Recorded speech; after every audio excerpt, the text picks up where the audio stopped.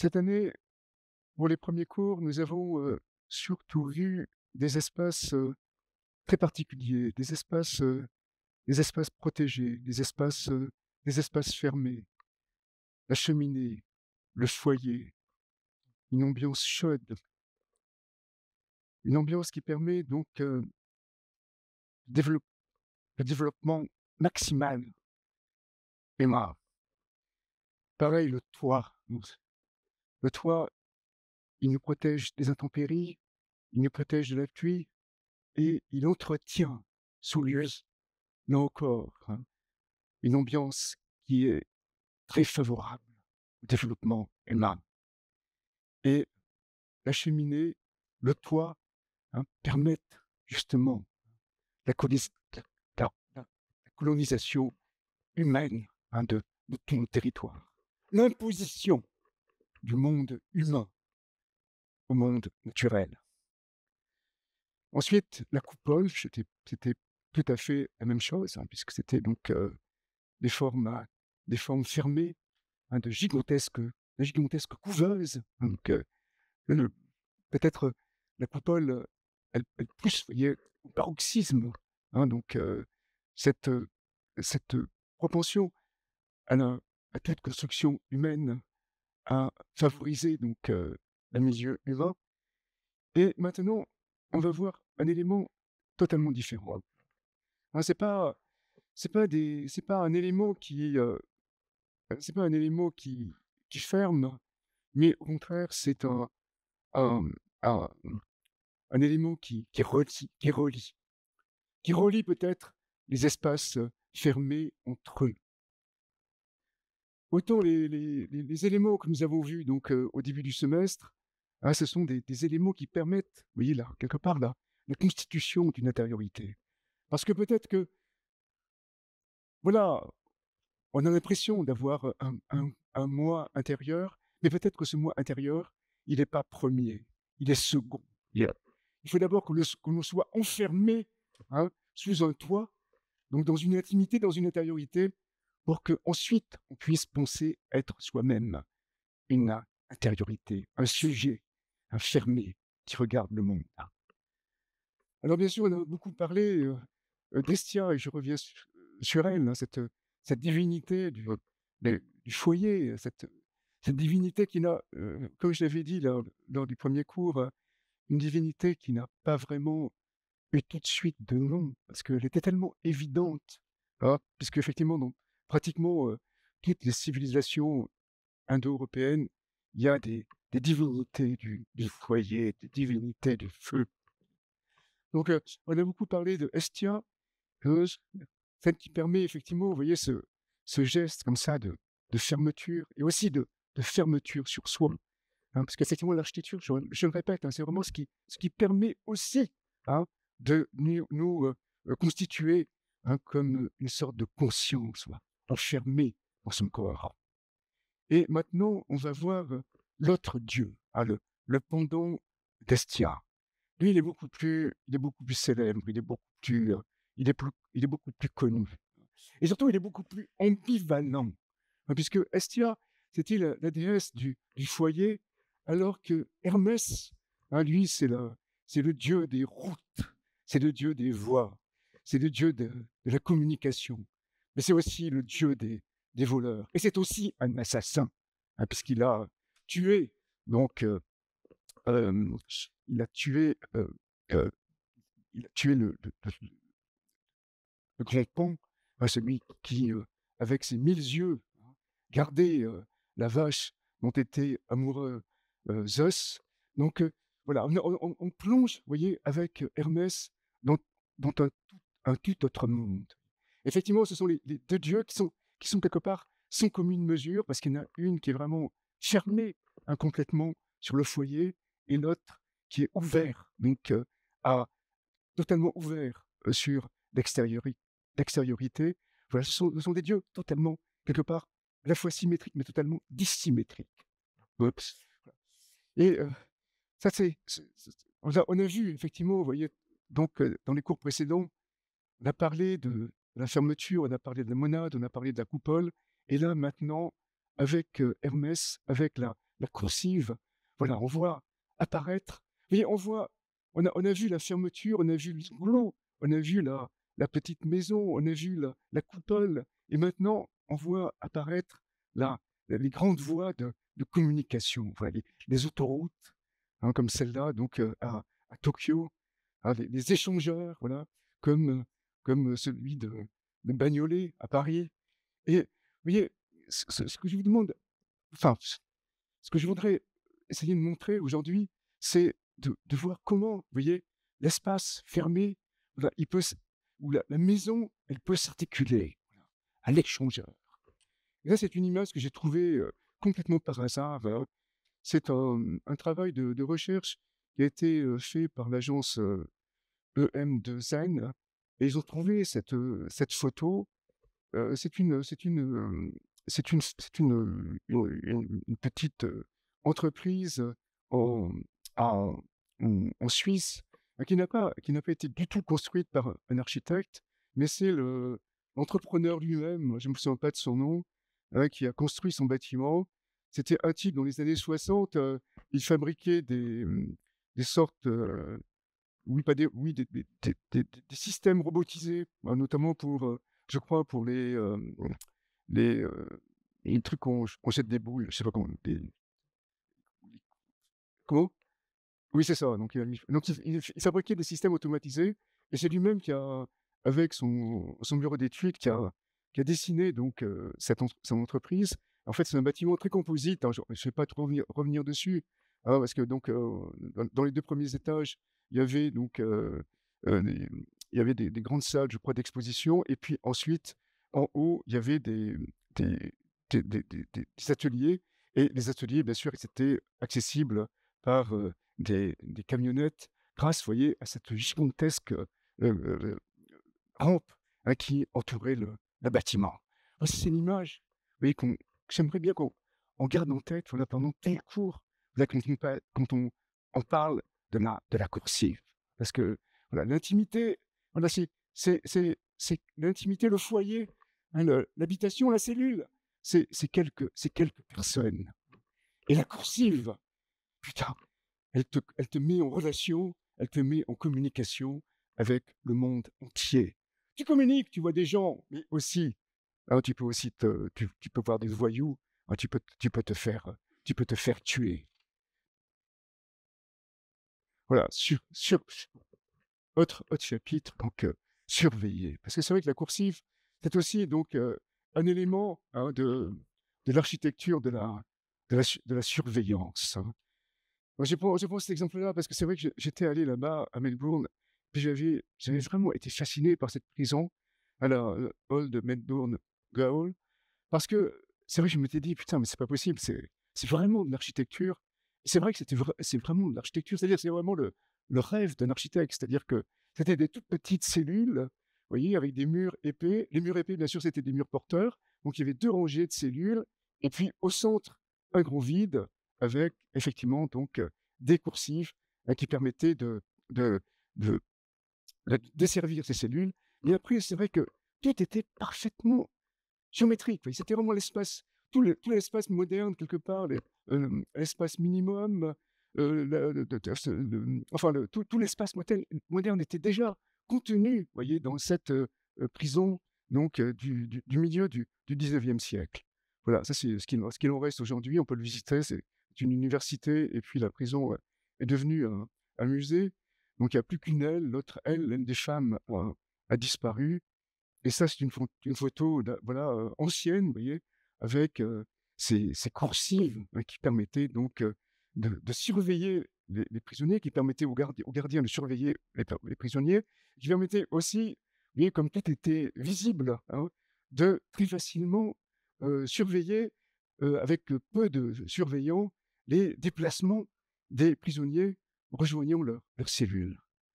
Voilà, ça c'est aujourd'hui, et je vous dis, c'est vraiment assez magnifique parce qu'il y a une sorte de géométrie qui est totalement implacable, voilà, avec ces portes, toujours, sur le même rythme, hein, ces murs de pierre qui ont pour fonction effectivement de bien enfermer les prisonniers, mais aussi de soutenir le bâtiment.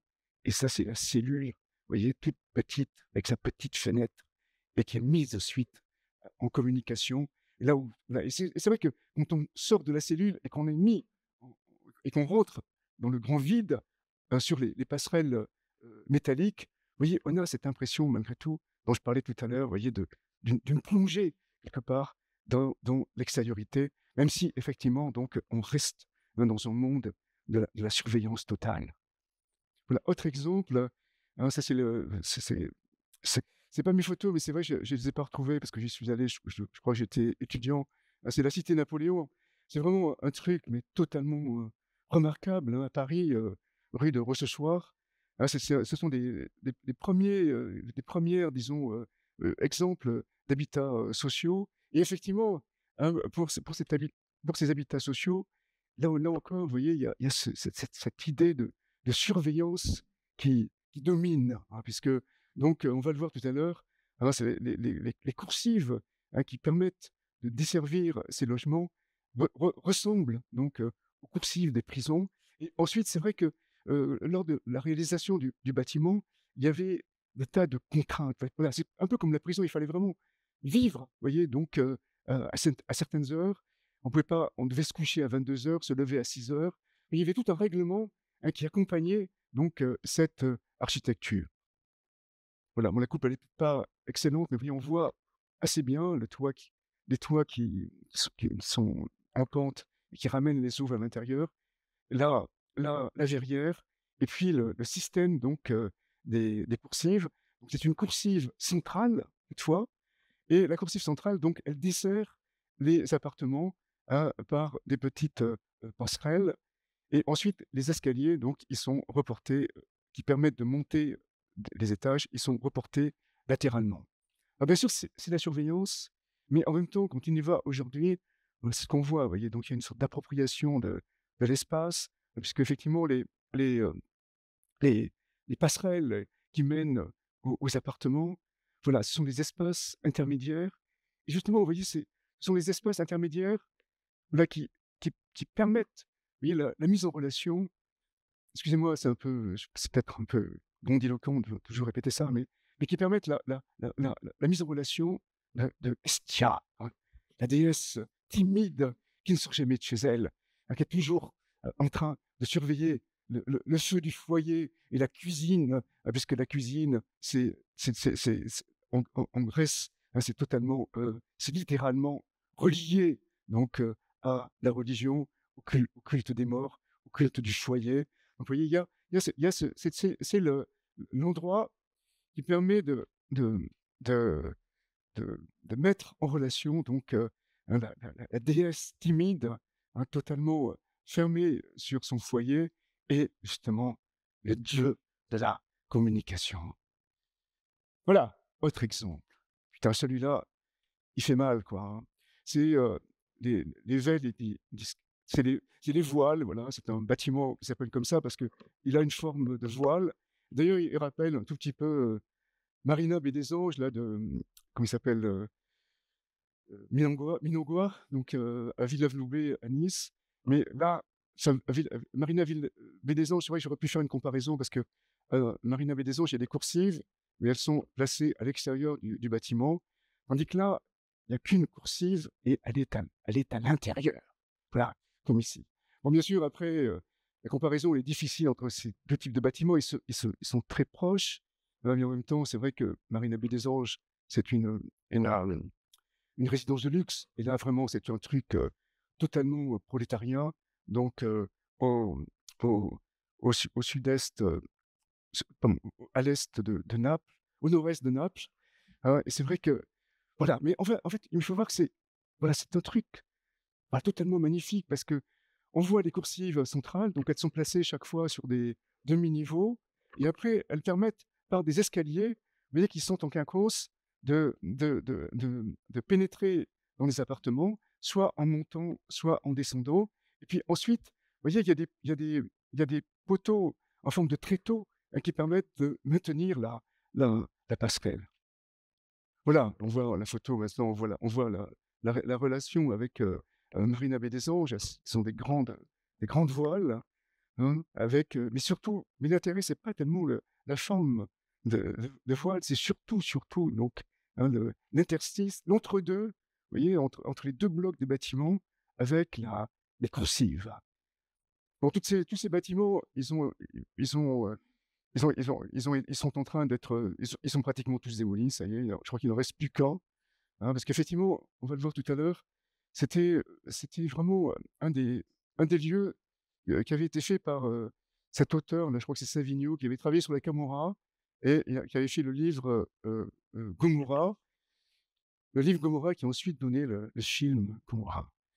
Mais c'est vrai que c'est sidérant parce que là aussi, donc c'est un peu comme à Melbourne, hein, dans la prison de Melbourne, hein, ce sont des appartements qui sont conçus, voilà, de manière, ils sont tous très petits comme ça, hein, et puis donc on a l'impression aussi que quelque part, vous voyez, les appartements, c'est un peu comme des loges, voilà, pour les acteurs. Voilà. Et puis les acteurs, dans leur petite loge, ils descendent sur la scène, là, vous voyez, sur ces multiples scènes superposées, et puis, qu'est-ce qui se passe? Ils se tuent, ils s'explosent la tête, quoi. Alors, c'est le drame permanent. On tue des femmes, on tue des enfants, quoi. C'est le truc le plus dément qu'on puisse imaginer, hein, et c'est produit quelque part, enfin, entre guillemets, produit, parce que c'est pour ça que je ne pourrais pas trop faire de comparaison avec, euh, avec, avec Marina Baie des Anges, bien sûr, c'est complètement différent. Mais en tout cas, voilà, il y a enfin, on pourrait effectivement, vous voyez, voir comment toutes les, tout ce qui se passe, hein, dans cette cité, eh bien, quelque part, non mais, bon, je l'ai dit comme ça, mais quelque part, c'est produit, voilà, dans l'architecture. Mais quelque part aussi, c'est sublime, c'est clair, voilà, vous voyez, parce que bon, vous avez, je vous dis, vous avez des loges comme ça, et puis au centre, une gigantesque scène. Peut-être la scène, voilà, où se met au spectacle l'Italie, voilà, avec la mafia. Vous voyez. Donc, autre exemple, enfin une scène aussi que j'ai revue récemment à la Cinémathèque, c'est la grève de Eisenstein. Là aussi, il est question de coursive. Là aussi, voilà, il est question de coursive et d'extériorité. C'est la fin du film. Bon, tout le film, c'est d'abord la préparation de la grève, après la grève, après comment on appelle ça, les provocations des capitalistes. Et puis à la fin, c'est complètement horrible. Là, c'est vraiment la répression totale des ouvriers. Mais c'est complètement sidérant. Et notamment, là encore, c'est pareil, voilà. Vous voyez, tout se passe sur des coursives, et c'est comme des multiples scènes. Et c'est vrai que ça renvoie un petit peu donc, à l'Antiquité, vous voyez, au combat des Lapites et des Centaures, puisqu'il y a l'armée à cheval qui est sur la coursive, et qui tue les gens, quoi. Et notamment, enfin, c'est surtout, c'est Eisenstein, c'est ça qui est complètement fou. Disons, c'est gros, mais ça marche complètement. Il y a un soldat, par exemple, à la fin de la séquence, qui prend un petit enfant blanc, un petit enfant blond qui jouait comme ça, et qui le jette dans le vide. Voilà la coursive. Ah, c'est ce qui peut arriver dans la coursive. Ah. Voilà, le combat des Lapites et des centaures, combat de centaures, hein, de Brooklyn. Voilà, mais voilà, bien sûr, tout le mouvement moderne, c'est vrai qu'il a été assez obsédé. Voilà, vous voyez. D'abord par rassembler la ville dans un bâtiment et ensuite faire rentrer la rue dans le bâtiment. Bon, la rue, c'est pas uniquement, effectivement, c'est pas uniquement les centaures, c'est pas uniquement l'armée, c'est pas uniquement la répression, c'est pas uniquement Mercure, le tueur, voilà, qui tue Plongée, hein, qui demandait rien, le pauvre. Non, c'est aussi toutes ces activités. C'est des enfants qui jouent, hein, c'est des artisans, hein, c'est toute la diversité de la population qui se croise, donc qui peut se rencontrer, qui peut discuter. Et donc c'est ça, effectivement, que les architectes ont aussi cherché à capter.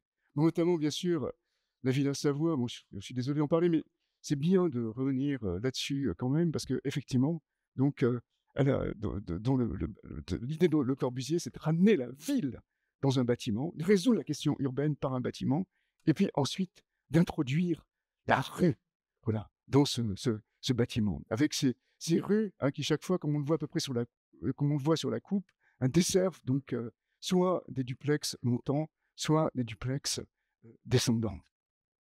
une trame très très simple, et puis des appartements très en longueur. Tout ça encore, voilà, pour. Et quelque part, c'est vrai qu'il y a aussi, c'est presque une sorte de dispositif qui fabrique un petit peu qui fabrique de l'activité. Bon, ça, c'est la grande rue centrale, sur 2 niveaux, avec l'hôtel et puis à l'origine des commerces. Et là, c'est le début d'une rue. Voilà, on voit, vous voyez, c'est très intéressant parce que c'est vrai que les boîtes aux lettres, elles sont pas en bas, elles sont donc à la sortie de l'ascenseur. Hein, l'adressage, il se fait effectivement donc comme dans une ville, hein, par la rue, donc par ce couloir. Hein, les gens habitent à tel ou tel niveau. Hein, ils n'habitent pas simplement dans l'immeuble.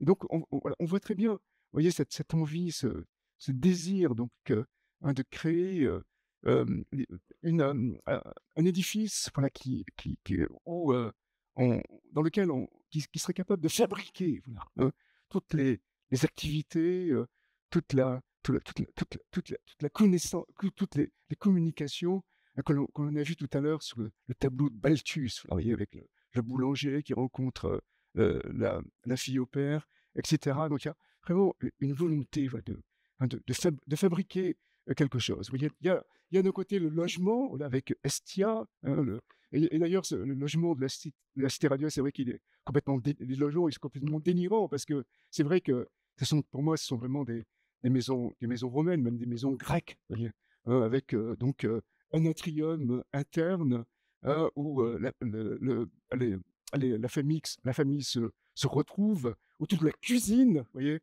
autour du foyer, hein, avec la, la femme toujours dans cette imaginaire donc des années 40-50, vous voyez, au centre, donc Stia, et puis donc dans la rue, hein, donc dans la rue, dans le couloir qui devient rue, donc provoquer les rencontres, hein, la communication, le rapport à l'autre, faire communiquer toutes ces petites monades, hein, toutes ces petites cellules, les unes avec les autres, et provoquer, voilà, des interactions.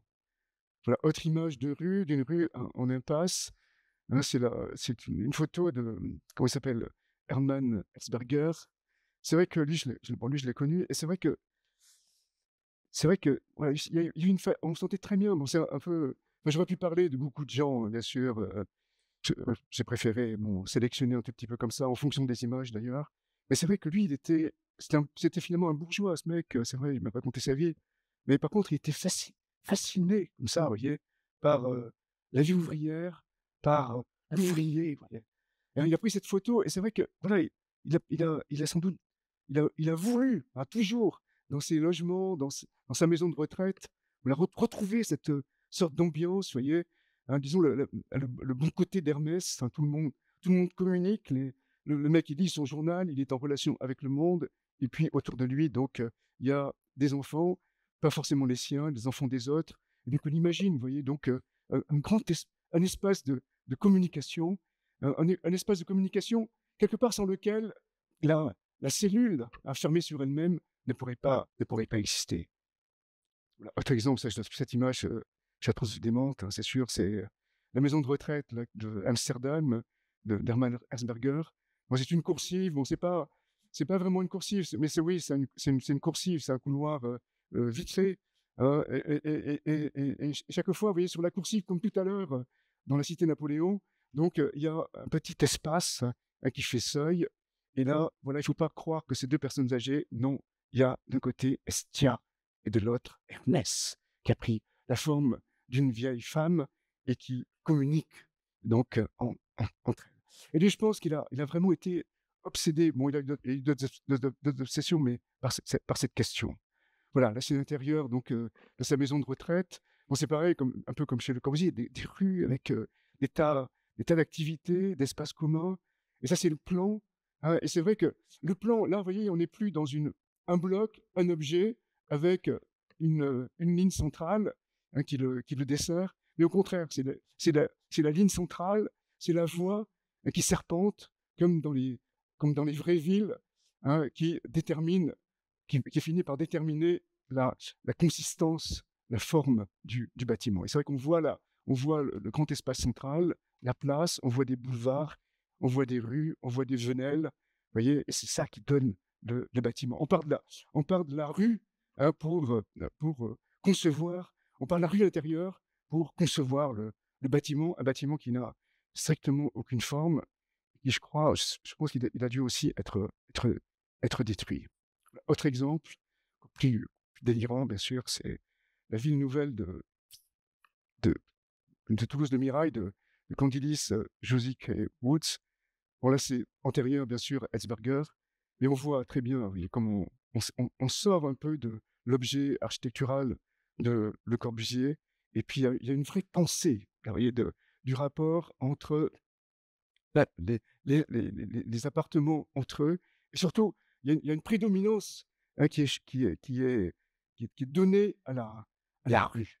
Ah, non, cette image, on n'est pas très géniale. Oui, c'est vrai, j'aurais pu en trouver d'autres. Mais ce qui est bien en général, moi, il y en a plusieurs comme ça, mais c'est vrai, ce qu'on voit, c'est que donc, il y a, donc en haut, à droite, il y a Toulouse, la ville, là, voilà. Et puis en bas, hein, c'est Toulouse de Mirail. Et on voit finalement que c'est un peu comme un négatif et un positif. C'est-à-dire que la ville, elle est noire, et puis elle est traversée donc d'éléments blancs, et Toulouse de Mirail, qui correspondent aux voies, et Toulouse de Mirail, hein, c'est comme si on avait construit les voies, hein, pour desservir du blanc, c'est-à-dire de l'espace public, des jardins, des, et des jardins. Voilà, donc le- les, euh, les, les blocs, tels qu'ils ont été réalisés, c'est des photos donc à l'origine. Et ce qu'on voit, vous voyez, dans l'immeuble du fond, au 5e étage, au 9e étage, ce sont les coursives. Parce que les coursives, voilà, c'est contrairement à Le Corbusier, contrairement à la rue de Le Corbusier, bon, la rue de Le Corbusier, c'est vrai qu'elle dessert, enfin, elle dessert en tout trois niveaux, mais elle dessert chaque fois donc deux duplex, comme on l'a vu tout à l'heure.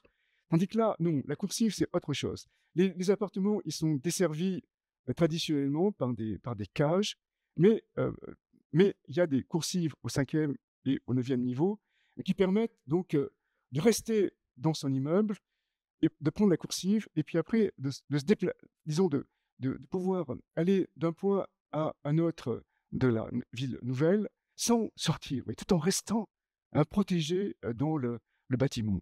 Parce que, voilà, il y a une sorte de volonté comme ça de complètement séparer circulation piétonne et circulation automobile.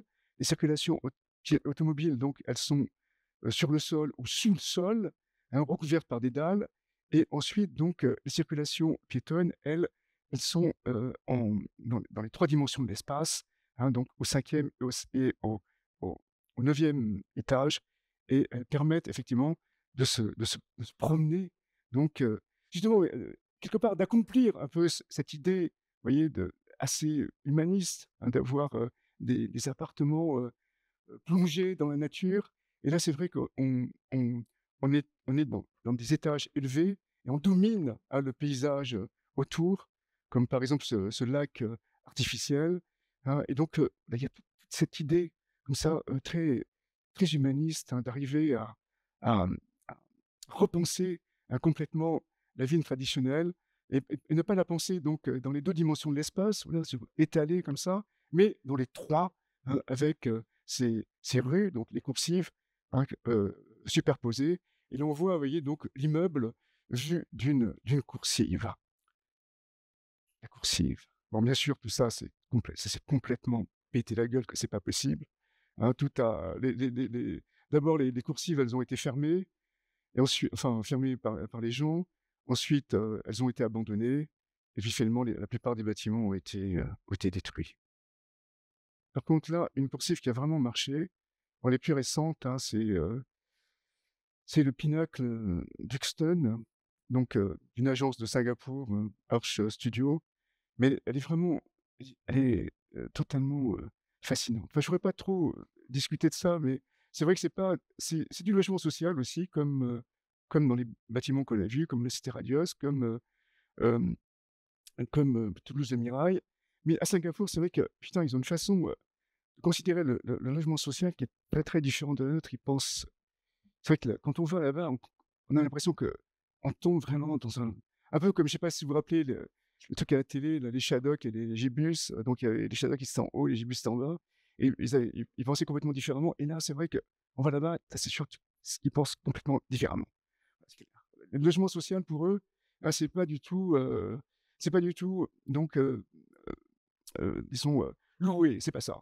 On va pas louer une dame m'avait expliqué pourquoi. Elle dit: «Voilà, vous, ici, en France, vous, vous vous louez comme ça, donc les gens sont pas propriétaires et donc ils dégradent tout, puis à la fin ça devient la catastrophe». Nous, en fait, nous ce qu'on fait, c'est que là-bas, donc à Singapour, ils vendent quoi, là. Tu peux acheter ton logement social, c'est pas cher et par contre tu l'achètes pas pour, tu l'achètes pour, c'est le système un peu anglo-saxon, ce sont des baux amphithéotiques, donc tu l'achètes pour une certaine durée. Alors bien sûr qu'il dépasse largement ta vie, ça peut être 99 ans et après tu l'achètes et donc tu peux le revendre, ouais, tu vois? Et donc si tu t'en occupes bien, eh bien, tu peux le revendre plus cher, bien que bien sûr, plus, tu avances, dans le temps, moins ton appartement moins plus ton appartement perd de la valeur, hein, puisque c'est des baux amphithéotiques et puis donc au bout de 99 ans, de toute façon, quel que soit le propriétaire à la fin, il revient à l'État. Voilà, donc c'est des gratte-ciel, là, qui sont reliés par 2 coursives. C'est à peu près le même système heu, que, mmh, que que Toulouse le Mirail. Simplement, il y a 2 gigantesques coursives. C'est vraiment à l'échelle complètement délirante de Singapour. C'est des tours, je sais pas, qui font je crois 150 mètres, un truc comme ça, même plus. Enfin, c'est des tours gigantesques, vous voyez? Et il y a 2 grandes coursives. On la voit un petit peu sur, la photo, là, vous voyez? Il y a 2 grandes coursives et la coursive du haut, donc c'est une coursive, qui est, auquel tout le monde peut accéder. Il faut payer et on peut monter. Il y a juste simplement des points de vue, sur Singapour parce qu'en fait, c'est près du port et puis près du centre-ville, donc c'est super bien placé et par contre, la coursive qui est, la plus basse, elle non, elle est réservée aux habitants et en fait, elle permet, voilà, un tout petit peu comme à Toulouse-le-Mirail, c'est-à-dire qu'elle permet de de passer comme ça, de descendre d'un bâtiment, de prendre la coursive et puis de remonter, prendre sa voiture plus bas ou d'aller voir des amis, plus haut.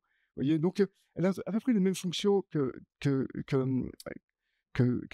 Toulouse-le-Mirail, mais aussi donc elle a une fonction pour l'incendie, c'est-à-dire que si jamais il y a une tour qui prend feu ou en bas, par exemple, on peut descendre sur la coursive et puis après rejoindre donc une sortie qui est sécurisée. Voilà, c'est ça, oui. C'est comme considérant, c'est des tours, voilà, qui sont reliées par des coursives, mais voilà, par rapport aux coursives de Candigny, c'est presque des autoroutes, quoi, et voilà, voilà, puis les appartements, ils sont enfin les plans sont déments parce que là, ça permet effectivement, vous voyez, ils sont en H, donc ils permettent des doubles orientations. Et effectivement, les coursives, elles viennent s'encastrer ensuite, dans ces H. Voilà, il y a des failles. Il y a un côté aussi un peu tellurique dans cette architecture. D'autant plus qu'il y a pas, vous voyez, il y a pas vraiment de fenêtres, c'est simplement des failles. Bien que lorsque le bâtiment a été construit, les gens qui avaient acheté avaient la possibilité, par exemple, de demander un balcon, ils pouvaient donc, intervenir et modifier leur appartement avant de l'occuper. Heu, voilà, ça c'est la coursive en haut, avec la structure qui la tient, qui solidarise, toutes les tours, entre elles. Voilà, c'est ce qu'il y a de plus fou, c'est que dans la coursive basse, donc celle qui est réservée, aux habitants, il y a donc, une piste, de jogging, et effectivement, on voit les gens quand on est en haut, on les voit courir en bas. Bah, je me permets encore un tout petit intermède en revenant sur, un projet de Art to Me, j'ai toujours vraiment trouvé super intéressant, c'est le concours pour la très grande bibliothèque. Parce que là encore, vous voyez, il a associé donc, 2 éléments, hein, la bibliothèque avec les chercheurs qui travaillent, qui sont dans leur espace de pensée, qui sont aussi, voilà, dans un lieu, voilà, où tout est fait, voilà, pour qu'ils puissent, développer leur intelligence. Vous voyez, des livres, on leur apporte des livres, on leur apporte tout ça. Et puis, il a associé à cet espace-là une piste une piste de course, voilà, hein, pour les sportifs.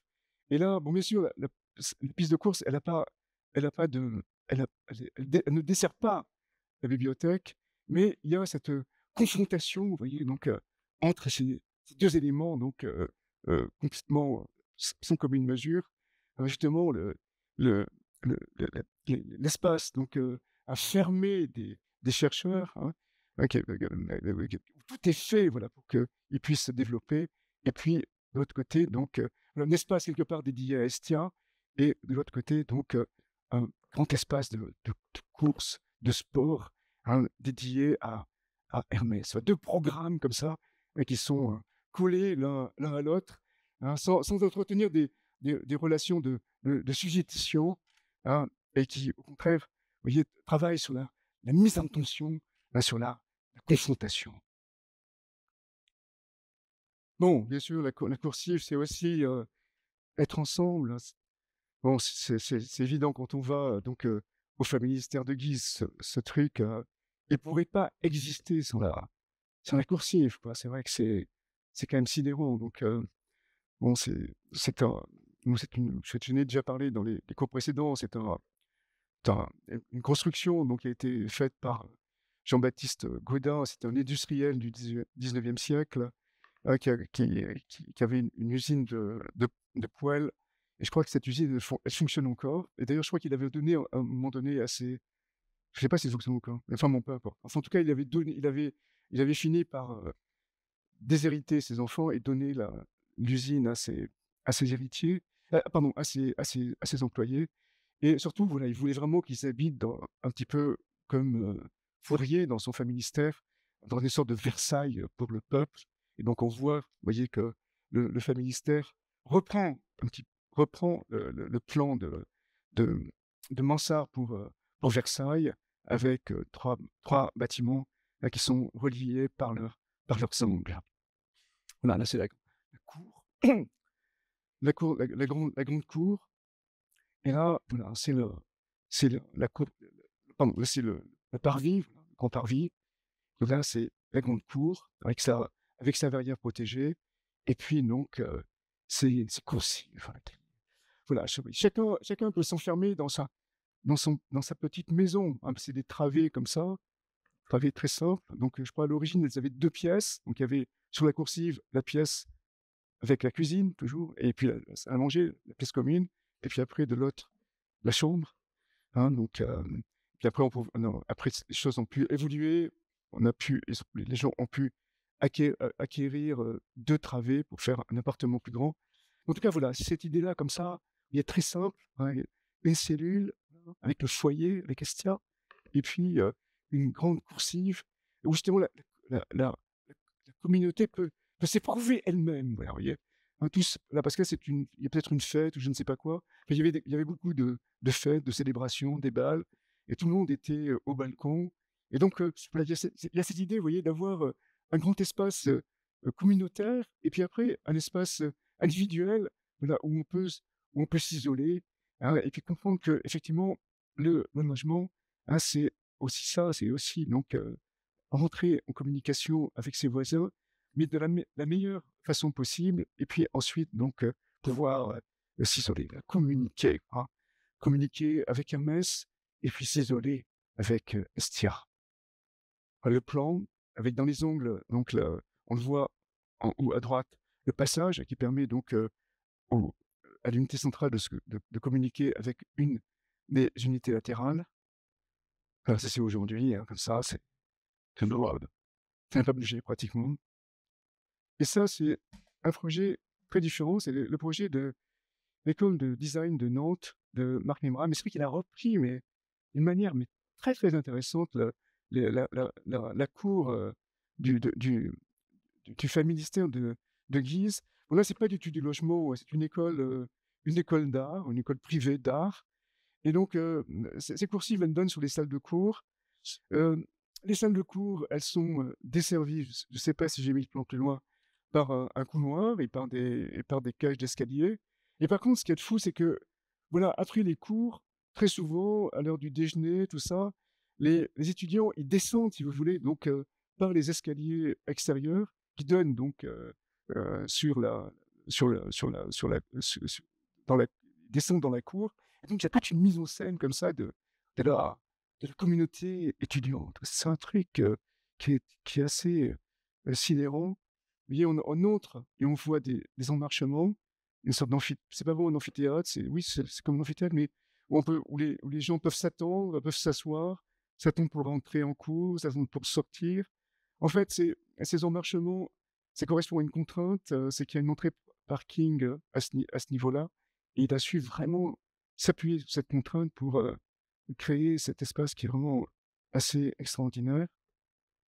Voilà, et on voit là, vu d'en haut, hein, l'espace d'attente, le grand espace commun, ce grand espace commun, voilà, dans lequel la coursive, ah, on l'a vu tout à l'heure, donc voilà, comme un élément de surveillance, hein, de l'architecture carcérale, ou même, voilà. Et là maintenant, on la voit, hein, comme un élément qui permet le rassemblement, qui permet d'être ensemble. Enfin, voilà, la coupe, on voit sur la coupe, vous voyez ce que je disais tout à l'heure, c'est que le sol remonte parce qu'effectivement, il y a la rampe de parking qui dessert le parking au sous-sol, qui passe à ce niveau-là. C'était une donnée de la parcelle, et, et on voit les proportions de cette cour couverte. Bon, bien sûr, Tour de Babel, c'est aussi une coursive qui donne sur l'extérieur. Et là, c'est un autre bâtiment, je trouve, finalement, enfin, que je trouve vraiment intéressant. Je suis passé encore il y a pas longtemps devant, c'est l'immeuble Nudge de Catherine Dormois et de Vincent Pereira sur la Vue de France à Paris. C'est vrai qu'il est intéressant, mais il est intéressant d'abord pour sa façade. C'est vrai qu'elle est, on va la voir tout à l'heure, elle est très austère. Bon, c'est un bloc, voilà, comme tout à l'heure, peut-être le bloc de la Cité radieuse de Corbusier, voilà. Et après, à l'intérieur, c'est pas une rue c'est pas des rues qui sont creusées, hein, mais c'est une gigantesque cour, là, avec des escaliers, des coursives, et qui reprend, disons, la forme d'une tour de Babel inversée, qui permet donc, là encore, il y a un grand travail, hein, sur l'en commun. Là, c'est comment vivre, vivre ensemble. Voilà. Ah, les appartements d'ailleurs rappellent un tout petit peu ce que j'ai dit tout à l'heure pour le familistère de Guise, puisque c'est une trame. Bon, c'est pas une trame avec des murs porteurs, mais c'est une trame avec des poteaux bois. Et cette trame, effectivement, elle pourrait permettre donc des modifications donc, dans les appartements. On pourrait imaginer que l'habitant A achète à l'habitant B une partie de sa surface pour agrandir son appartement. Il y a beaucoup d'idées. Mais en fait, l'idée la plus intéressante, c'est quand même, vous voyez, cette idée de coursive, d'escalier qui monte à l'assaut des façades, hein, qui, quelque part, démultiplie, vous voyez, alors les moments de rencontre. C'est vrai que finalement, on se rencontre dans les escaliers. Je pense pas qu'on se rencontre dans l'ascenseur. C'est pas la même chose. Donc là, ça permet aux gens de se croiser. Et tout est fait parce qu'il faut monter quand même assez haut, hein, pour que justement les habitants donc empruntent donc les escaliers et non les ascenseurs. Voilà, la coursive, le plan et la façade dont je vous parlais tout à l'heure, qui est sur l'avenue sur l'avenue de France, très simple, avec sa structure en bois. Très différent, c'est le bâtiment de Sophie Délé. Ça, c'est pas une cour, mais là aussi, la coursive. Oui, parce que j'ai oublié de dire une chose, c'est que, voilà, dans l'immeuble Nudge, là, de Dormois et Pereira, il y a énormément de petits espaces communs. Il y a une salle de sport, il y a une bibliothèque. Et donc, effectivement, il y a des micro-équipements voilà, qui viennent, disons, amplifier l'idée de rencontre, de connexion, de possibilité d'échange qui est portée par la circulation. Et là, c'est pareil chez Sophie Delay, hein, c'est une coursive. Bon, la coursive, là, elle est, c'est deux bâtiments qui se font face. Il y en a un qui est plus petit que l'autre. Ils n'entretiennent pas vraiment de relation entre eux. Et par contre, la coursive du grand, vous voyez, elle monte, c'est pas des duplex, c'est vraiment que des appartements de plein pied. Et la coursive, elle traverse le bâtiment, donc elle passe d'un côté à l'autre. Là, ça doit être la coursive ouest, pardon, oui, la coursive ouest, la façade ouest, qui est blanche, et la façade est est grise. Et donc la coursive, elle tourne, vous voyez, donc elle traverse le bâtiment. Et là, toutes les parties qui sont jeunes, donc à la fois, elles correspondent aux, aux aux escaliers qui permettent de rejoindre, de relier la coursive est, la coursive ouest à la coursive est. Et aussi, ce sont des espaces qui sont offerts et qui ont été conçus plus ou moins pour, disons, avoir des usages, je ne me rappelle pas trop. Enfin, je ne sais pas si ça marche bien, mais en tout cas, c'est une idée assez forte parce qu'il y a cinéma, il y a bibliothèque. Enfin, en tout cas, c'est des espaces qui permettent d'être ping-pong, j'en sais rien, vous voyez. Bon, c'est des espaces qui permettent d'être appropriés donc librement par les habitants. Là, on le voit en coupe, on voit comment vous voyez, ce qu'on voit en jaune, à la partie escalier, elle permet la liaison entre les coursives est et la coursive ouest. Et là, vous voyez, on voit des équipements, des micro-équipements hein, qui ponctuent le, le parcours. Après, c'est vrai que ce bâtiment il est très abstrait. J'avais vu, je crois, je pense, je crois, oui, en 2014, oui, je l'ai vu quand il a été livré. Une très grande abstraction. Et toujours cette idée, voilà, d'être ensemble, d'être en commun, de faire des choses ensemble, de fabriquer voilà, un bâtiment qui génère donc des rencontres, hein, qui génère donc qui est capable de générer une activité urbaine, une urbanité. Ah, la façade grise. Bon, autre exemple, bon, c'est un peu peut-être décalé, c'est les logements sociaux de CISA à Porto, là, dans les années 70, là, après la révolution des œillets, quand il y a eu vraiment des politiques de logements sociaux qui se sont mises en place. On met qu'aujourd'hui, ça soit complètement habité par les architectes.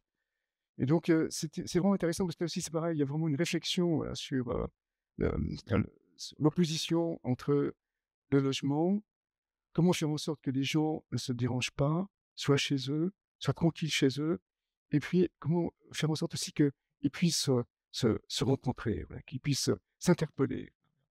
Et là, c'est vrai que on ne voit peut-être pas sur la maquette.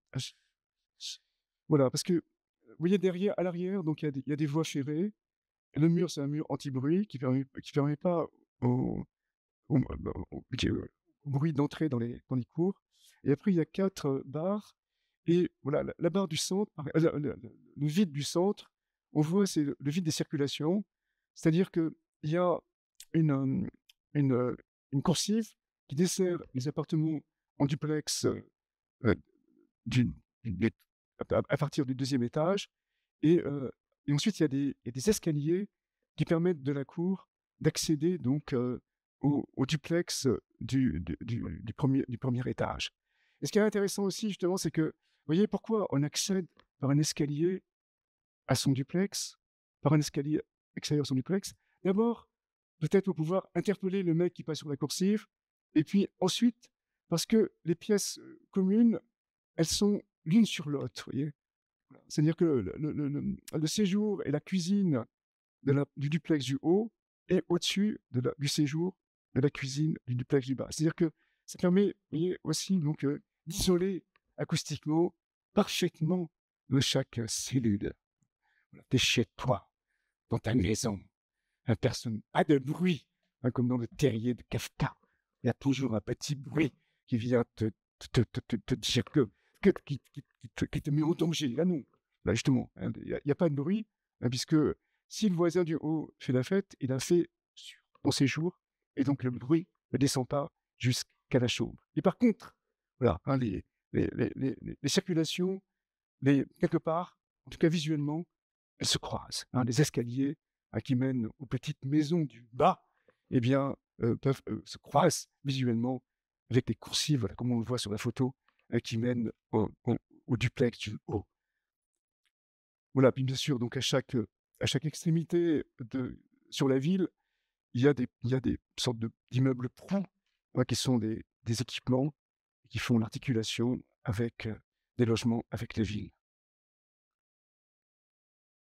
Voilà, on voit très bien là, vous voyez, l'idée, hein, donc les espaces communs, ils sont au milieu, de manière à préserver les espaces individuels qui sont soit tout en bas, soit au sommet.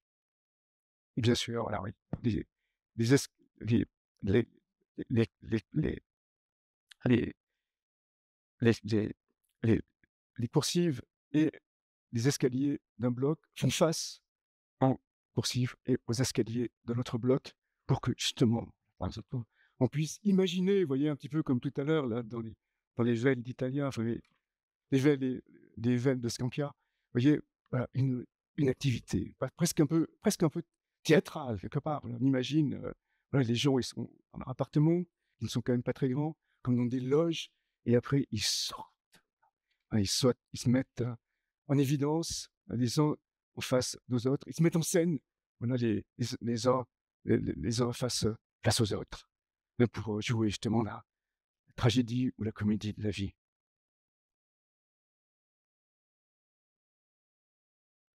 Voilà, moi je vais peut-être ter- terminer un petit peu sur une autre note un petit peu en décalage. Voilà, surtout sur la question, enfin ça va paraître bizarre, mais sur la question du vélo, vous voyez, parce qu'en fait, j'ai pas trouvé. Bon, bien sûr, il y a des, je n'ai visité au Liban le truc de Bernard Coury. Il y a des, il y a des immeubles assez luxueux on- dans lesquels on peut rentrer en voiture, quoi. Mais on rentre pas par des coursives, on rentre par des ascenseurs à voiture, vous voyez. Bon, notamment, je me rappelle cet immeuble de Bernard Coury au Liban, je sais plus trop où il est, où effectivement, on rentre dans le bâtiment avec sa voiture directement. Il y a un gigantesque atrium. Après, il y a une plaque tournante, et puis on rentre dans l'ascenseur à voiture. On arrive chez soi, on fait marche arrière. Il y a aussi une plaque tournante, puis on rentre avec sa voiture dans son logement. Bon, mais il y a jamais, j'ai pas trouvé, donc, vous voyez, comme l'image que j'ai fait voir tout à l'heure, qui a été retrouvée par EMC2, hein, ce petit bâtiment avec une gigantesque coursive à voiture. Et par contre, voilà, donc il y a pas de, il y a pas de connexion disons, de la coursive avec l'automobile. J'en ai pas trouvé. Et par contre, voilà, il y a des connexions de la coursive avec le vélo. Et on va voir que finalement, c'est des connexions qui se développent aujourd'hui. Alors, un premier bâtiment, c'est celui de l'agence Hérault et Arnaud. Ils ont fait ça, je crois, il y a 20 ans, donc c'était vraiment l'avant-garde. Et ce qui est intéressant, c'est que, voilà, ils ont peut-être repris l'immeuble Villa de Le Corbusier. Bon, chez Le Corbusier, c'était assez beau, je sais pas, enfin, en tout cas, il a vu l'immeuble Villa comme des villas avec le jardin, enfin, des pavillons, l'immeuble pavillon, ou l'immeuble habitation individuelle avec son petit jardin. Tandis que eux, ils ont vu ça complètement différemment. C'est-à-dire que comme des maisons individuelles, mais pour eux, la maison individuelle, c'est pas forcément le jardin. Qu'est-ce que tu... Non. Ce qui se passe, je crois que c'est très juste, c'est vrai. Enfin, moi, j'habite pas dans une maison individuelle, j'ai jamais habité, mais alors, c'est très juste parce que dans les maisons individuelles, c'est vrai qu'il y a bien sûr le petit jardin, mais il y a surtout le garage. Et le garage, c'est aussi donc un lieu où où on bricole, vous voyez, on fabrique. Et c'est aussi un lieu que un lieu qui manque aujourd'hui dans la plupart des habitations, c'est-à-dire, un lieu de création où on peut salir, où on peut faire n'importe quoi. Et c'est ça qui a attiré, l'attention d'Isabelle Hérault et Yves Arnaud. C'est d'avoir des garages.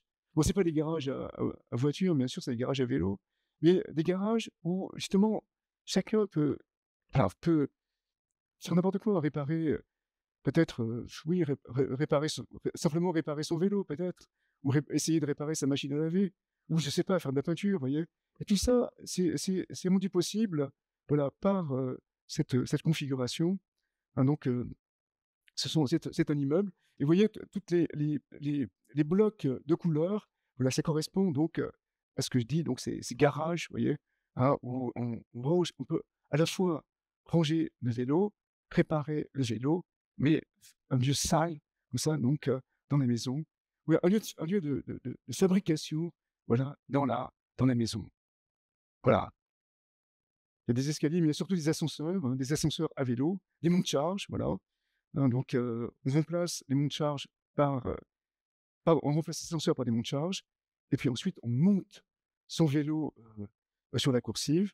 En fait, on descend pas de son vélo, quoi, on est sur la rue, hein, dans les effectivement dans toutes les villes, en plus Grenoble, c'est vrai, ça a toujours été une ville un tout petit peu à l'avant-garde de l'écologie, hein, donc, c'est une ville qui a cherché à développer effectivement les circulations douces et donc, on est sur son vélo et on rentre dans l'ascenseur à vélo et on arrive sur la coursive et on arrive à son appartement et on met son vélo dans le garage à vélo. Voilà, ça c'est toutes les équipements, vous voyez, donc qui viennent habiller la simple barre, fonctionnelle. Donc, les coursives, les garages à vélo, les ascenseurs à vélo et puis, à l'arrière donc, les loggias, hein, qui donc font office de de de jardin. Voilà les plans très simples, très efficaces.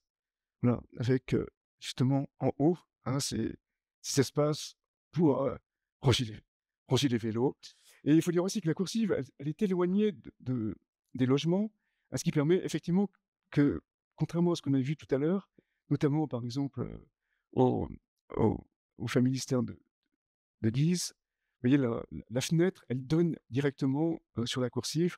Là, c'est pas le cas, hein, puisque, alors il y a un vide, hein, de plusieurs mètres qui sépare la chambre de l'espace public, de l'espace commun. Voilà, et c'est les garages à vélo qui sont là superposés et puis les activités, les vélos, les centaures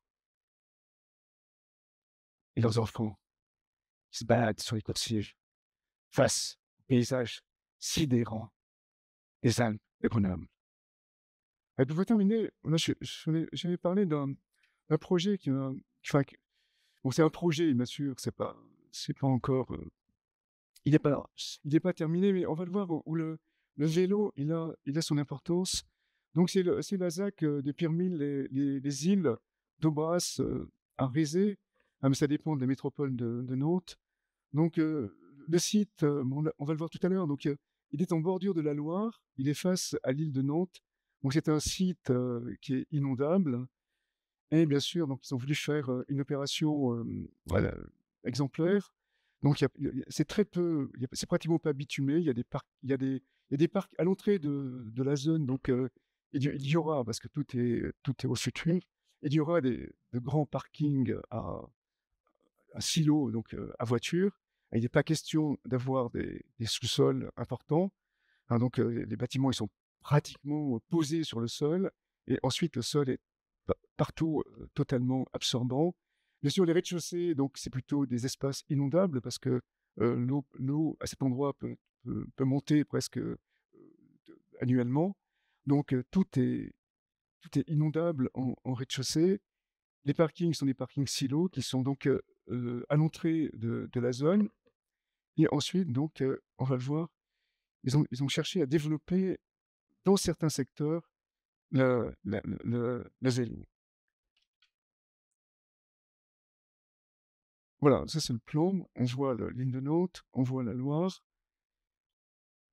On voit la gradation entre les berges, la partie construite et puis la voie.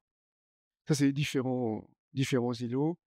Moi, je vais pas trop, je les vois pas d'ici en plus. Et je crois on va voir le 5 et le 8. Il y a celui-là qui est assez intéressant. Donc, c'est l'agence 2PM et Mélanie Ferré.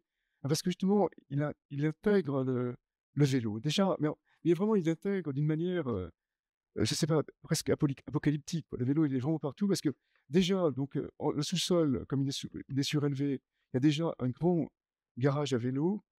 Ensuite, vous voyez, il y a des ascenseurs à vélo. Et après, il y a des coursifs.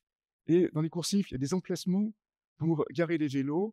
Et ensuite, devant les logements, il y a des seuils.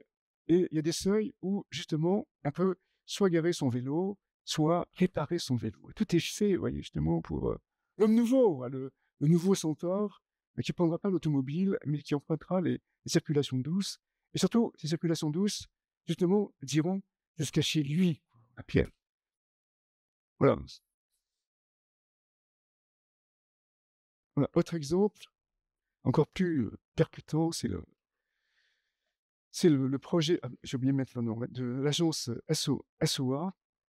Et eux, ils ont pas gagné, enfin, ils n'ont pas été retenus pour une raison un peu bizarre. C'est parce qu'effectivement, il y a toujours des problèmes avec les pompiers, dans le sens où, effectivement, comme eux, ils prévoyaient vraiment d'avoir des vélos, de pouvoir garer les vélos devant les logements, et ils prévoyaient aussi des jardins. Tout ça, ça a un petit peu fait peur, et donc le projet n'a pas abouti, alors que c'est vraiment un projet, mais totalement incandescent, quoi. Voilà, on voit donc ces deux lignes comme ça de bâtiments. Donc, au en haut, donc c'est des bâtiments très bas qui sont pas accessibles en vélo, et là, en face de nous, c'est des bâtiments assez hauts, hein, qui sont accessibles par des grandes coursives. Et les coursives, vous voyez, on le voit déjà, elles font au moins 3 mètres de large, quoi. C'est vraiment ça change tout, parce que moi, je vois Mathias est là, il connaît le truc, parce qu'eux, ils ont tout fait pour, ils ont tout fait pour le vélo cargo, vous voyez? Pas seulement pour le vélo, et ils ont travaillé les dimensions des coursives pour que ils ont vraiment réfléchi à ça. Enfin, ils ont presque réfléchi, on va le voir, vous voyez, au millimètre, pour que les vélos, hein, puissent prendre des monte-charges d'abord, puissent, ils ont parfaitement travaillé les, les- les rotations pour qu'ils puissent tourner, etc.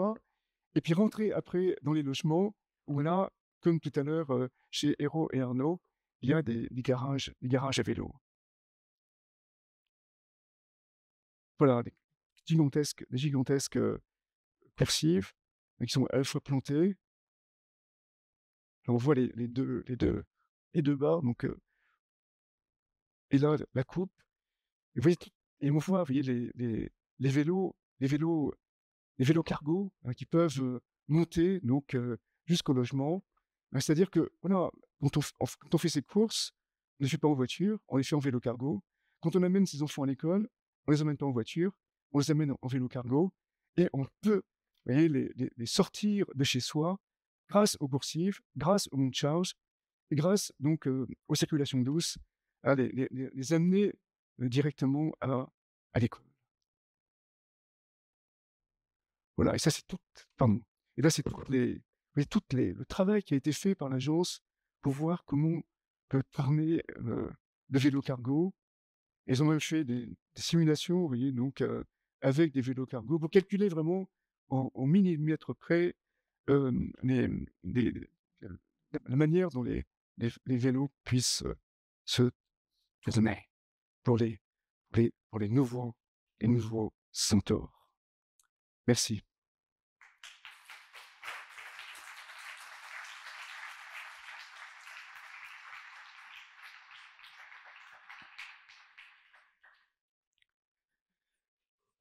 Des questions?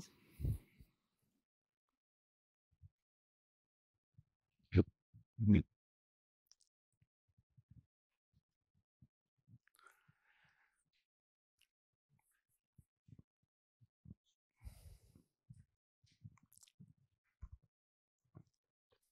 Bonjour.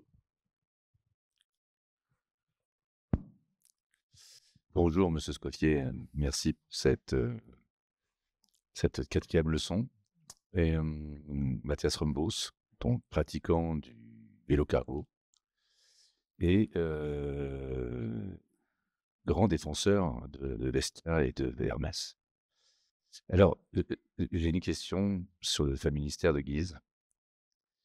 Et est-ce que c'est pas une forme utopique d'amour entre Vestia et Hermès, entre cette capacité à avoir une courbe sur une coursive et en même temps être à l'intérieur et d'avoir Mmh. réorganisé quelque part socialement une relation où il y a des débordements possibles, le bal, les activités de Mmh. crèche, les hommes, les femmes, le foyer pas loin et la coursive, ce lieu où le risque, le danger, mais en même temps les relations, le frottement, puisque la coursive, c'est un peu une coursive. Et donc, est-ce que dans le fameux état de Guise, quelque part, il n'y a pas un résumé de ces nouveaux centaures?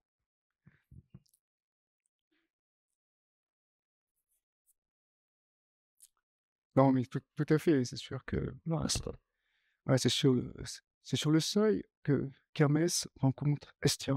Mais c'est vrai que dans les logements traditionnels avec des couloirs, des ascenseurs, il y a pas de seuil. Donc on rencontre pas Estia rencontre pas ne rencontre pas Hermès. Oui, la coursive, c'est une chose, très, importante. On est c'est Et c'est vrai que la coursive, ça avait été, à un moment donné, abandonné, voilà, à cause de tous ces problèmes, qu'a pu connaître, bon, d'ailleurs tous les la plupart des bâtiments de Tinten, que ce soit, donc bon, ceux de Candilis dont j'ai parlé, mais aussi, les bâtiments des Simpsons, je crois qu'ils sont en cours de destruction. Donc ce qui est intéressant justement, c'est que, voilà, par le biais du vélo, peut-être aujourd'hui, on va pouvoir, revenir, par le biais des circulations douces, voilà, on va pouvoir, revenir, à la coursive parce que comme c'est vrai que c'est quand même fascinant, voilà, déjà de déjà c'est fascinant de sortir sur une coursive parce qu'on sort de chez soi et quelque part, son chez soi chaud, ça existe parce qu'à un moment donné, on passe brutalement à un extérieur froid. C'est évident. Oui, je crois que Estia existe par rapport à Hermès et Hermès existe par rapport à Estia. Donc c'est vrai que c'est la coursive qui dramatise, hein, ce rapport, c'est vrai que déjà, elle est extrêmement importante. C'est vrai que j'aurais pu parler d'autres bâtiments, qui n'ont pas de vélo, comme j'ai pensé aussi aux bâtiments de cab à, à, à, à, à Cannes.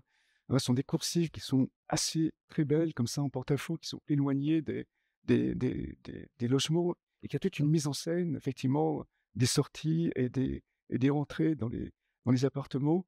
Mais c'est vrai ce que tu dis là, c'est vrai que c'est sûr que le vélo cargo s'est introduit aussi peut-être, voilà une autre dimension. C'est-à-dire qu'effectivement, il y a, comme l'a très bien remarqué SOA, il faut faire le modular du vélo cargo parce que là en plus, ça permet de, voilà, de repenser peut-être différemment le logement, de repenser de manière plus généreuse, quoi, voilà. Hein, c'est le cas déjà pour les coursives qu'ils proposent, puisqu'elles sont très larges, elles font 3 mètres. Mais après, on pourrait imaginer, je sais pas, enfin, ça introduit, voilà, disons, d'autres normes pour penser le vélo cargo. Ça introduit d'autres normes pour penser le dimensionnement des logements. Et c'est vrai que c'est comme un peu, voilà, à Paris, par exemple, bon, tous les rez-de-chaussée avec les portes cochères, c'est vrai ils ont été pensés pour les carrosses, pour les hommes à cheval. Là, vous voyez, donc, et quelque part, ça permet voilà, de réintroduire à cette échelle-là, l'homme sur son vélo, l'homme sur son cheval, hein, l'homme sur son vélo. Ça permet d'introduire une autre échelle, voilà, plus généreuse dans dans le logement. Voilà, j'espère que j'ai répondu à ta question. Oui. Bonjour. On a beaucoup vu les coursives, dans le cadre d'immeubles sociaux, Ouais, ouais. d'ensembles un peu monumentaux, de pénitenciers. Heu, on a la comprend pourquoi, l'efficacité liée à la répétition peut-être, relier, différents espaces. Est-ce que les coursives ont, peuvent être appliquées à des éléments architecturaux plus luxueux, des villas, voilà, des endroits qui ne sont pas dédiés à la masse, au peuple?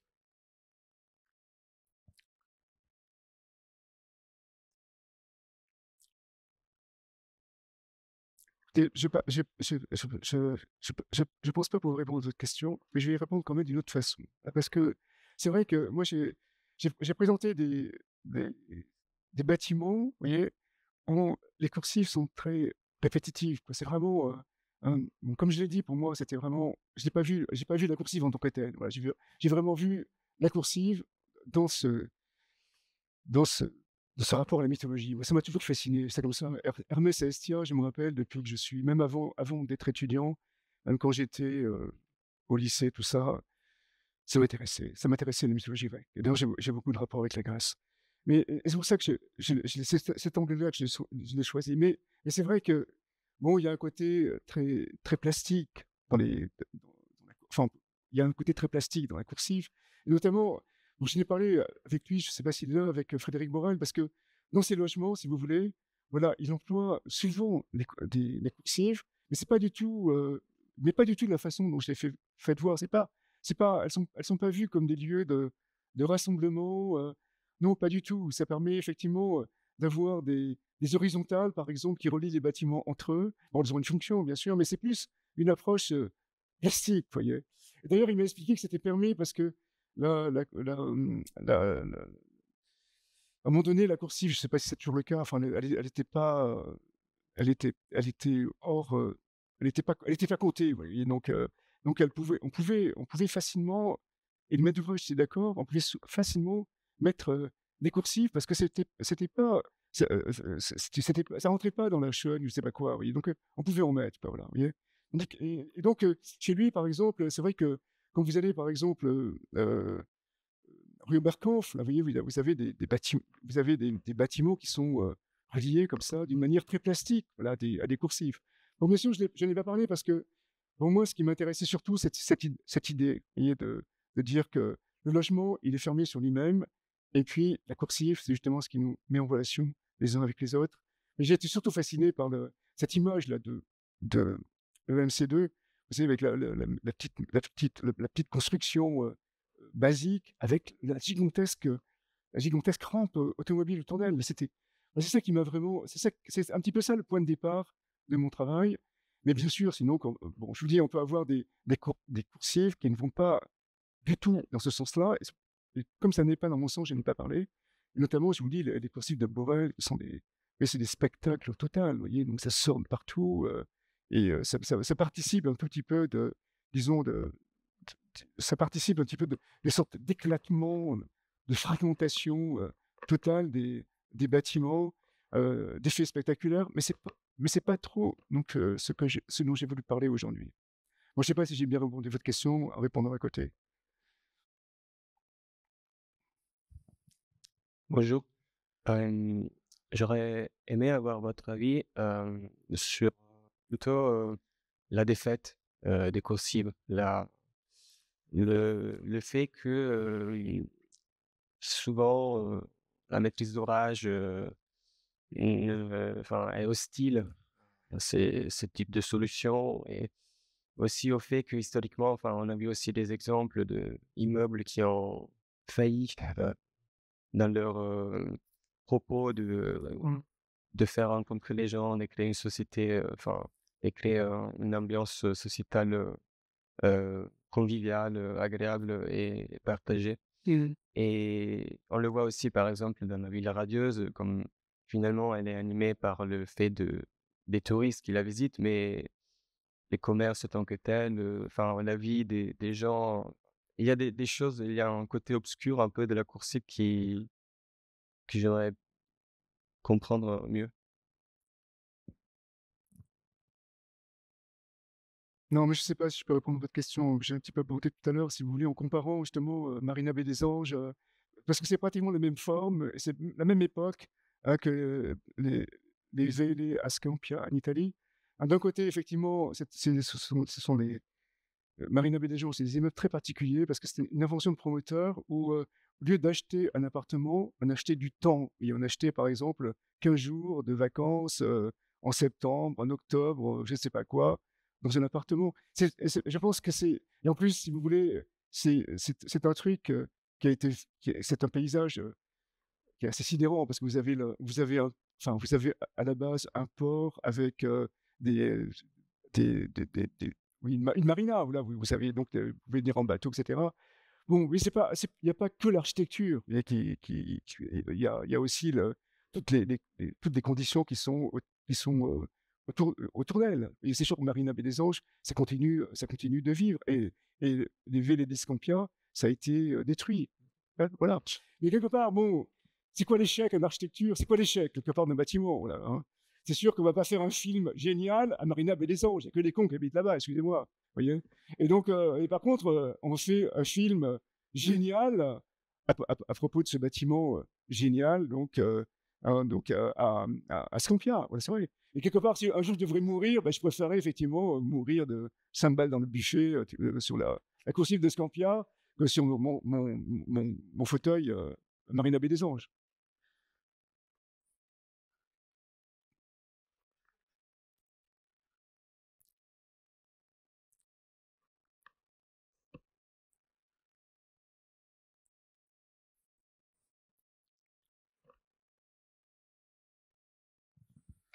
Bonjour, je vous remercie. Je trouve que c'est en fait vraiment très intéressant.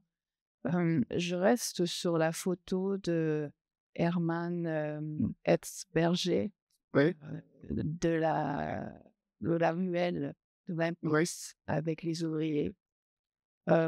Pour moi, j'ai cette impression que la transposition de l'usage commun de l'impasse peut seulement se faire avec cette idée, on fait d'un commun partagé dans une volonté commune. Et je ne sais pas vraiment si le logement social en tant que tel peut, sous notre forme, celle qu'on a ici, oui. peut vraiment amener une réponse où la coursive devient un lieu commun. Ce que vous avez mentionné avec Singapour, je crois, apporte une autre sorte de réponse par la façon dont le logement est offert à la population. Et je pense qu'en Asie, on trouve des coursives qui sont vraiment bien utilisées parce qu'on laisse l'espace aux particuliers pour les transformer. Et Herberger, dans son approche avec ces espaces pour personnes âgées, il utilise bien les idées de Christopher Alexander d'une création de demi-espace de week-end privé devant le public. Et je pense qu'on fait, quand on regarde le projet de cette dame-là, Sophie Bellamy, avec ses coursives non, j'ai l'impression que le public ne fait que passer. Je ne sais pas si ça deviendra vraiment habitable, puisqu'en fait, on voit vraiment que c'est joli, le genre, mais j'ai peur que ça reste vide. Je ne sais pas ce qu'ils nous en pensent. Non, je ne vais pas répondre sur Sophie Delay, mais vous voyez, bon, pour l'image, pour Esberger, par exemple, okay. Il était fasciné par cette image d'ouvrier qui lit son journal avec des enfants autour de lui, tout ça. Mais ça, putain, ça suffit pas. D'autant plus que les ouvriers, aujourd'hui, excusez-moi, je vais encore dire des énormités, je vais avoir des problèmes, mais les ouvriers, aujourd'hui, ça n'existe plus. Vous voyez, hein, vous voyez encore des ouvriers dans leur journal avec leurs enfants autour d'eux, c'est plus comme ça. Et par contre, ça, je pense que c'est un peu l'erreur de tous ces... Excusez-moi, ces fils de bourgeois, là, vous voyez, donc Herzberger, les autres, les Spitzson, etc., qui ont quelque part totalement idéalisé donc, la vie ouvrière. Et c'est peut-être pour ça que c'est totalement pété la gueule, parce que chez Candilis, finalement, vous voyez, qu'est-ce qu'il propose? Rien. Il propose simplement, il imagine peut-être que, de fait, les ouvriers, comme ils sont cool, etc., ils vont mettre de l'ambiance sur ces coursives, alors que ça repose sur rien. Tandis que, bon, je ne vais pas répondre pour Sophie Delay, mais par contre, je vais répondre plutôt pour les derniers projets que j'ai fait voir, si vous voulez, autour des circulations douces, vous voyez, autour du mouvement écologiste, autour de... C'est comme un délire. Moi, j'aime pas... Je crois que j'ai arrêté de faire du vélo depuis que j'ai 6 ans et demi, mais j'en ferai jamais. Mais, voilà, mais aujourd'hui, c'est vrai que tout le monde fait du vélo. Et on voit à Paris, il y a des vélos partout, vous voyez. Tout le monde s'intéresse aux vélos. En plus, en plus, les vélos sont chers, vous voyez. Donc il faut les protéger. On ne va pas les laisser. On s'est fait voler. Il ne faut pas se les faire voler, vous voyez. Donc, je pense que, vous voyez, c'est cette idée disons, de réanimer les coursives, vous voyez, à partir des circulations douces, à partir du vélo, vous voyez, et de faire effectivement de chacun de nous des nouveaux centaures, et pas des centaures qui tuent les lapites, hein, des centaures qui amènent leurs enfants à l'école. Ça, je pense que oui, c'est peut-être une bonne idée. Je ne sais pas si j'ai répondu à votre question, excusez-moi. Merci, je pense que c'est fini. Merci beaucoup à tous, et donc j'espère à l'année prochaine.